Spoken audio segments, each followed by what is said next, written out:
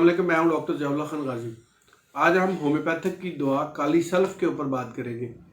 Homeopathic की जितनी भी अद्वियात हैं इनका आपस में किसी न किसी दूसरी दवा के साथ ज़रूर ताल्लुक़ होता है। जहां एक दवा काम नहीं करती वहां उसकी जो मावन मेडिसिन होती है वो काम करती है। इसी तरह जैसे ये मावन होती हैं, इसी तरह मतज़ाद मेडिसिन भी होती हैं कि अगर एक मेडिसिन दूसरी मेडिसिन की मुखालफ होती है तो इसका तरीक़ाकार ये है कि भी अगर आप मावन मेडिसिन को अगर देते हैं और अगर जो उसकी सही जो कॉन्स्टिट्यूशनल सिम्टम के मुताबिक उसकी मेडिसिन बनती है वो काम नहीं कर रही तो उसके ग्रुप की मेडिसिन अगर आप आगे नेक्स्ट इस्तेमाल करवाते हैं तो मरीज़ को ज़रूर उससे फ़ायदा होता है।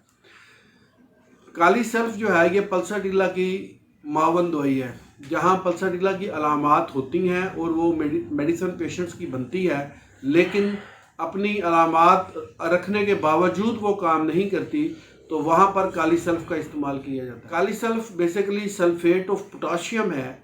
ये इस गर्मी के अंदर जितनी भी तकलीफ़ात बढ़ जाती हैं उनमें काली सल्फ इस्तेमाल की जाती है। जिस्म के अंदर जब इन्फ्लेमेशन हो जाता है, यानी कि अगर सोजिश का तीसरा दर्जा हो तो काली सल्फ को इस्तेमाल किया जाता है।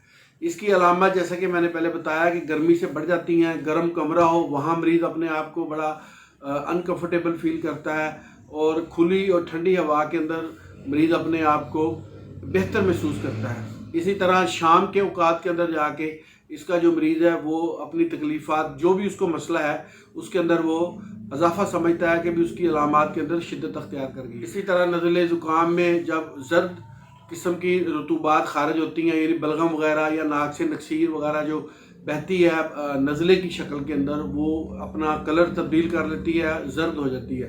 यानी कि सोजिश के आप इसको कह सकते हैं कि तीसरे दर्जे में, पहले दर्जे में जैसे मैं पहले वीडियो बना चुका हूँ कि पहले दर्जे में फेरोफास है, फिर काली म्योर है।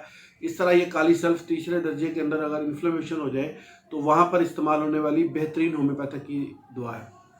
अब इसको मुख्तलिफ पोटेंसीज और ताकत के अंदर इस्तेमाल किया जाता है। अगर तीसरे दर्जे के अंदर ऐसे अलामात हों तो आप इसको 30 के अंदर इस्तेमाल करें। इसके 5 से 8 कतरे एक घूंट पानी में आप कुछ दिन तक इसको रिपीट करें तो यकीनन ये उस इन्फ्लेमेशन को ख़त्म करती है और जो पेशेंट्स की जो अलामात सामने आती हैं उनको ये कंट्रोल करती है।